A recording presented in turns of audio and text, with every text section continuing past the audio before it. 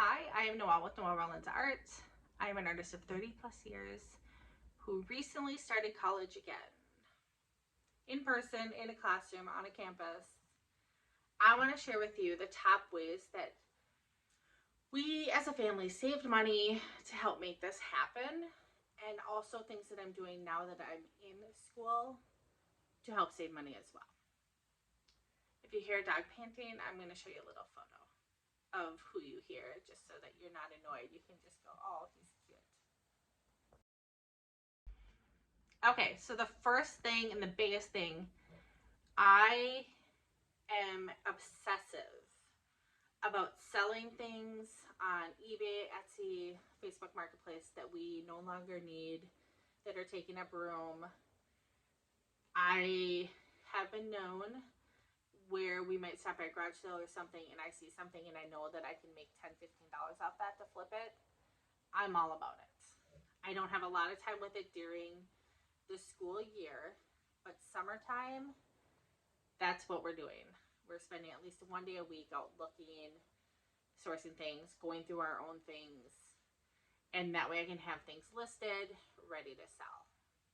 Now, I recognize that this might be easier for me because I'm an artist and I have a whole shipping station and a scale, boxes, all of that. That's something that works for me. And that has been fantastic at just creating some extra income coming in. Number two, bulk cooking, meal prep. Every meal that we did not go out to eat, which we very rarely do, but once in a while happens, or that I could have thought ahead and prepped a bunch of something and then used it in multiple meals, benefits the greater overall goal, which is getting school paid for. My goal is to go through with as little student loans as possible, and if possible, none.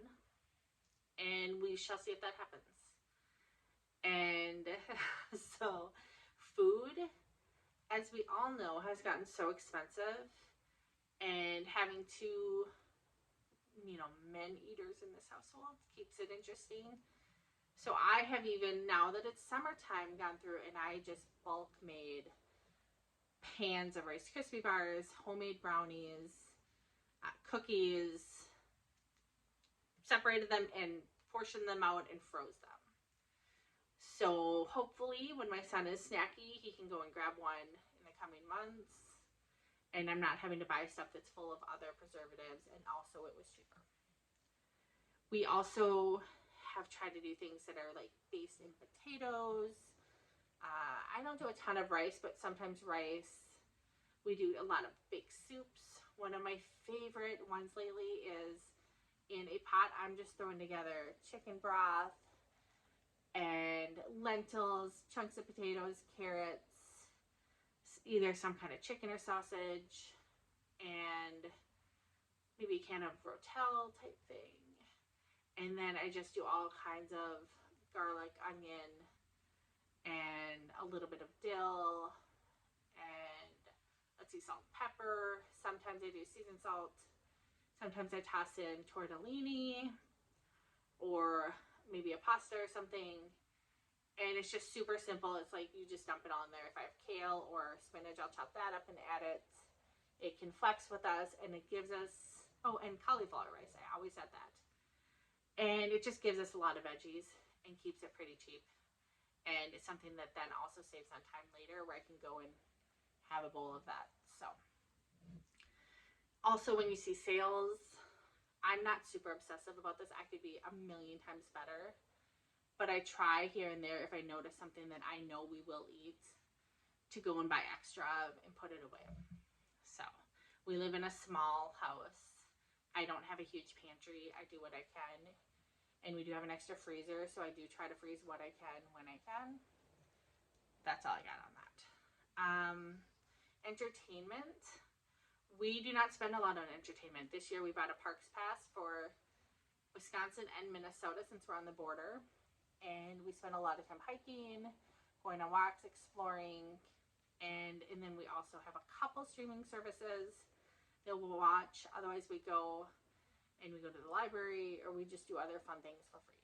We have a lot of things that we like doing. We live on, 6 acres in the woods. And so there's a lot of projects that come with all the different things we have going on out here. So we keep ourselves very busy and try not to go and pay other people to entertain us, basically. We put a pause, and this was mostly me initiating this, put a pause on a lot of the extras. I talked about in another video, you can go back and watch. When I went back to school, I bought like a few extra pieces to make like a capsule wardrobe. That's about it. I'm not spending a lot on clothes. I've drastically simplified like my makeup routine. I don't spend a lot on hair products. I had to choose right now that is not where the priority is. Then instead, that money is going towards a longer term goal that I don't want to pay interest on loans if I can at all help it. So we're just making things last. We're not out buying a lot of new stuff. I every day went to school with a water bottle that I bought 5 years ago, and I was totally fine with that. We're just being really careful with the things we have. We treat them well. We try to make them last. We're not buying a lot of extras where we can help it. And that's not easy. We just do the best we can. And then I would just say next, just being very intentional with the budget. I can tell you every month for the last, almost my whole adult life, but specifically the last 15 years, what we've spent on everything. I don't spend as much time with this when I'm in school, but I still make sure it happens. I might just pile up receipts, or if I'm sitting between classes, I can log in and kind of update the spreadsheet. But that way I know what we're spending on gas, food, entertainment, all of that stuff. We have been very strategic to not have car payments. We were very fortunate, and I know this, that we got our house at a time where we have a very low interest rate, and it was before house prices, basically doubled. And so that has just worked in our favor. And so we stay here. It's not a huge house, but it has character, and we make it work. And that's that. Save where you can. Put off buying the new car if you can help it. If you do need to get a car, try to get something affordable. All of those hundreds of dollars a month add up, and then that equals more in insurance and everything. Gifts. We're pretty simple on our gifts. We don't do really huge gifts, and then within the family, sometimes our gifts will have to do with vacations or things like that are also things that we're working towards. Since we homeschool our son, I just feel it's very important that he sees the world. I don't want him just home in our small little farm town, as lovely as it is. And I want him to see that there's all types of people and cultures in this world. And so that is a big priority for us. So I'm also constantly doing everything from hanging laundry when I can. I make my own laundry soap. We try to save every penny we can on food and bulk prep and cook. We don't buy a lot of new stuff. All of those things that allow us not a huge amount of money coming in, just to stretch it as far as possible. So if you want any more tips, I can go into more specifics if you have any questions. But I'm just here to encourage you that those dollars and pennies add up, and you just need to have a goal. Be very specific in what you're working for, so that every time, if you're in Target, if you are just out trying to buy a gift for someone, you know that there's a difference. And that extra $5 means that you have something for your goal or you don't. And so for me, every single time I'm like, do I want the college experience or do I want this item? We're also happen to be saving up for a trip to Japan, which is a huge thing, and I don't take that lightly. So I am pulling that magic out of a hat. I can tell you more about how we're doing that as well. Some of it's with very strategic credit card points and things like that to get some of that paid for. But I'm going to make magic happen with that one, so stay tuned. But so every time I'm spending any money on anything, I say, do I want Japan more than this, or do I want college more than this item? And most of the time, I do. So I do not get that item. So that's my advice for you. Ask any questions you want. I am an open book.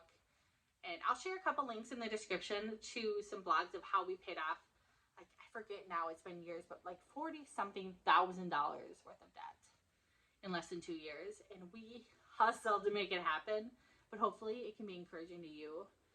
I believe that when we don't have money tied up in all of these extra things, it just, more than anything in this world, gives us choices, and choices can lead to magic. Suddenly it lightens our entire life up and can allow us to just play a little more and enjoy life. And I want that for myself, and I want that for all of you. So, thanks so much for watching.